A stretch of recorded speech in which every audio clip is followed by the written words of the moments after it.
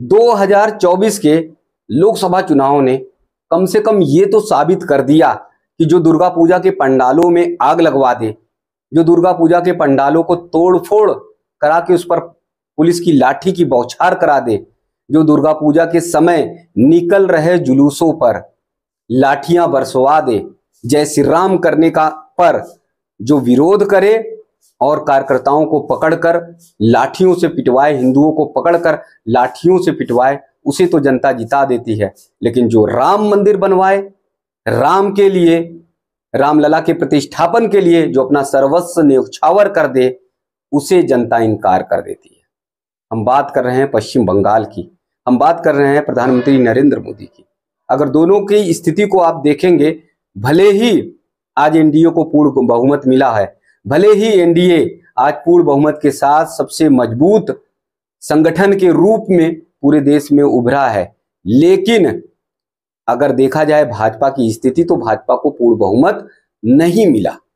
वहीं पर ममता बनर्जी की स्थिति जहां पर खराब होनी चाहिए, ममता बनर्जी की स्थिति जहां पर बद से बदतर होनी चाहिए, वहीं पर ममता बनर्जी पश्चिम बंगाल में लोकसभा चुनाव में अपनी सीटें बढ़ाती हैं, अपनी स्थिति को मजबूत करती हैं। तो ये बात क्या साबित होती है कि ममता बनर्जी वही जो दुर्गा पूजा के पंडालों पर 2 मिनट में तोड़फोड़ करा देती हैं। तमाम ऐसे जिले जहां पर बहुसंख्यक मुस्लिम हैं, मुस्लिमों की आबादी बहुत बड़ी है, वहां पर यह स्थिति हुई कि दुर्गा पूजा कराना बंद करा दिया। पुलिस और प्रशासन से सख्त निर्देश दिए गए कि यहां पर मुस्लिम समाज की संख्या बहुत अधिक है, तनाव पैदा हो सकता है, स्थिति खराब हो सकती है, इसलिए वहां पर दुर्गा पूजा नहीं होगा। तो तमाम ऐसी जगहों पर सूत्र ये बताते हैं कि ममता बनर्जी ने खुद दुर्गा पूजा बंद करा दिया। दुर्गा पूजा के पंडालों में आग कैसे लगती है, नवरात्र के समय लोग जानते हैं कि किस प्रकार से दुर्गा पूजा के पंडालों में आग लगा दी जाती है, कैसे दुर्गा पूजा के पंडालों में तोड़फोड़ की जाती है, और जो भक्त होते हैं, जो हिंदू होते हैं, कैसे उन्हें लाठियों से पीट पीट कर मारा जाता है, गिरा गिरा कर, दौड़ा दौड़ा कर मारा जाता है। आप सबको याद होगा कि तमाम बार जुलूस पर कैसे हमले किए गए। जो जुलूस निकलते हैं दुर्गा पूजा के समय, उन्हें कैसे रोका जाता है और किस तरह से उन पर हमला करके जो हिंदू भक्त होते हैं, जो श्रद्धालु होते हैं, उन्हें उनके साथ मारपीट की जाती है। ये स्थिति पश्चिम बंगाल की है। ममता बनर्जी के सामने कई बार लोगों ने जय श्री राम के नारे लगाए, ममता बनर्जी ने साफ मना कर दिया, सख्त कार्रवाई के निर्देश दिए। ममता बनर्जी ने यह कह दिया कि नहीं, जय श्री राम के नारे वो सुन नहीं सकती, वो बर्दाश्त नहीं कर सकती, उन्हें तो सिर्फ और सिर्फ इस्लाम के नारे ही चाहिए। और इसी के कारण जिस तरह से पश्चिम बंगाल की स्थिति बद से बदतर हुई है, पश्चिम बंगाल में जिस तरह से जनसंख्या का बहुत बड़ा उलटफेर हुआ है, उसको देखते हुए साफ तौर पर लोग कहते हैं, बताते हैं, वहां के आंकड़े बताते हैं कि जिस तरह से वहां पर रोहिंग्या मुस्लिमों को, इस तरह से बांग्लादेशियों को बढ़ावा दिया गया, उन्हें नागरिकता दी गई, उससे अब वहां की स्थिति बहुत ज्यादा भयानक है। ऐसे में भी ममता बनर्जी की सीटें बढ़ जाती हैं, ऐसे में भी ममता बनर्जी मजबूत हो जाती हैं, और जहां पर हिंदुओं को पूरी तरह से संरक्षित किया जाता है, सुरक्षित किया जाता है, उनका आत्मविश्वास बढ़ाने का काम किया जाता है, यहां तक कि राम मंदिर का भव्य निर्माण किया जाता है। राम मंदिर का भव्य निर्माण, इससे बड़ी आस्था, इससे बड़ी पूजा, इससे बड़ी साधना हिंदुओं के लिए कुछ हो नहीं सकती, जिसके लिए उन्होंने 500 वर्ष तक प्रतीक्षा की, 500 वर्ष तक जिसके लिए उन्होंने इंतजार किया, तमाम आंखें पथरा गई थी। वो भव्य राम मंदिर बनने के बाद भी 240 तक भाजपा पहुंचती है। ये सोता हुआ हिंदू समाज ये प्रदर्शित करता है कि वो जाग नहीं सकता, राम मंदिर के मुद्दे पर नहीं जाग सकता है। पिछले वीडियो में मैंने बताया भी था कि कल्याण सिंह के समय जब उन्होंने ढांचा ढहा तो 1993 में फिर जिन्होंने राम भक्तों पर गोलियां चलवाई, मुलायम सिंह फिर दोबारा राम मुख्यमंत्री बनते हैं उत्तर प्रदेश के। आप समझ सकते हैं कि जिन्होंने राम भक्तों पर गोलियां चलवाई, वो दोबारा 2 साल बाद ही 1993 में फिर उत्तर प्रदेश के मुख्यमंत्री बनते हैं। पश्चिम बंगाल में जो अराजकता है, उस अराजकता का अंदाजा आप सबको लग नहीं सकता। यदि आप पश्चिम बंगाल एक बार जाएंगे तो आपको स्थिति का अंदाजा तब पता चलेगा। आप जान सकते हैं कि जीते हुए विधायक का पांव काट दिया जाता है, पैर काट दिया जाता है।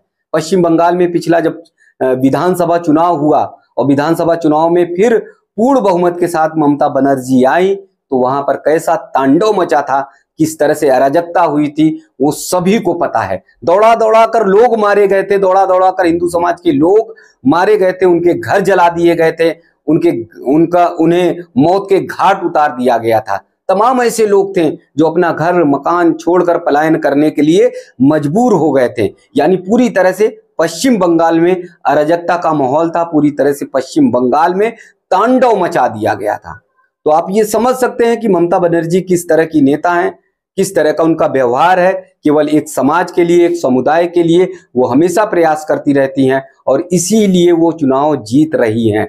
लेकिन जब पिछली बार भाजपा की सीटें बढ़ी थी, तो इस बार भी निश्चित तौर पर पिछली सीटें बढ़नी चाहिए थी। लेकिन हो सकता है कि ममता बनर्जी ने डरा कर, धमका कर, धमकी देकर लोगों को ये कहा हो कि अगर तृणमूल कांग्रेस को चुनाव नहीं करते हो, मतदान नहीं करते हो, उनके प्रत्याशी को वोट नहीं डालते हो, तो घरों से निकलना तुम्हारा मुश्किल होगा।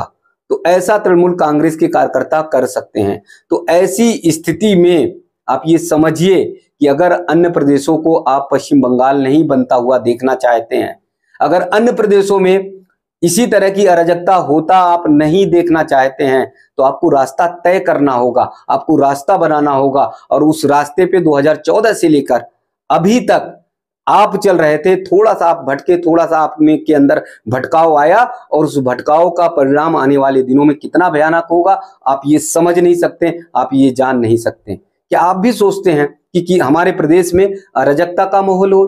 क्या आप भी सोचते हैं कि हमारे प्रदेश में ऐसे ही दुर्गा पूजा, रामलीला या तमाम जो आयोजन होते हैं, धार्मिक आयोजन होते हैं, वो सारे बंद हो जाएं? ऐसी स्थितियां थी भी पिछली ही सरकार में, उत्तर प्रदेश में ऐसी ही स्थितियां थी। जब दुर्गा पूजा होता था, जब माता की चौकी लगाई जाती थी, तो माता की चौकी उठाकर फेंक दी जाती थी।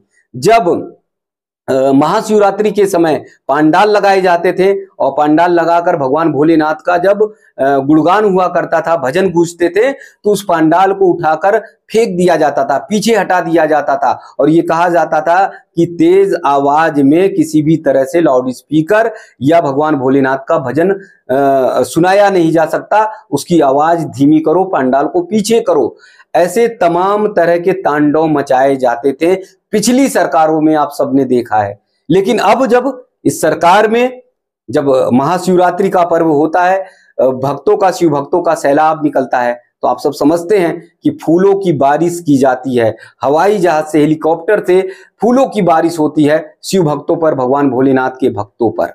तो ऐसी स्थिति में आप क्या समझ सकते हैं कि जब आप पर फूल की बारिश की जाती है, जब राम मंदिर का निर्माण होता है, तो आप दूर हो जाते हैं, फिर आप मतदान नहीं करते हैं, फिर आप नरेंद्र मोदी को पूर्ण बहुमत में नहीं लाते, भाजपा को पूर्ण बहुमत में नहीं लाते। लेकिन ये बातें आपको बुरी तो लग सकती हैं, लेकिन ये बात तो सत्य है कि जब आप पर डंडों की बारिश होती है, जब अराजकता का माहौल होता है, तब आप भाजपा की तरफ जाते हैं, तब आपको ये लगता है कि एकमात्र पार्टी भाजपा ही है जो आपकी सुध ले सकती है, जो आपको सुरक्षा दे सकती है। निर्णय आपके हाथ में है कि आपको पूरे देश को पश्चिम बंगाल बनाना है, या फिर निर्णय आपके हाथ में है कि आपको राम मंदिर बनते हुए देखना है, आपको भगवान भोलेनाथ के जो शिव भक्त निकलते हैं उन पर फूलों की बारिश होते हुए देखना है। ये निर्णय आप ही तय करिए, आप ही इसे चुन सकते हैं।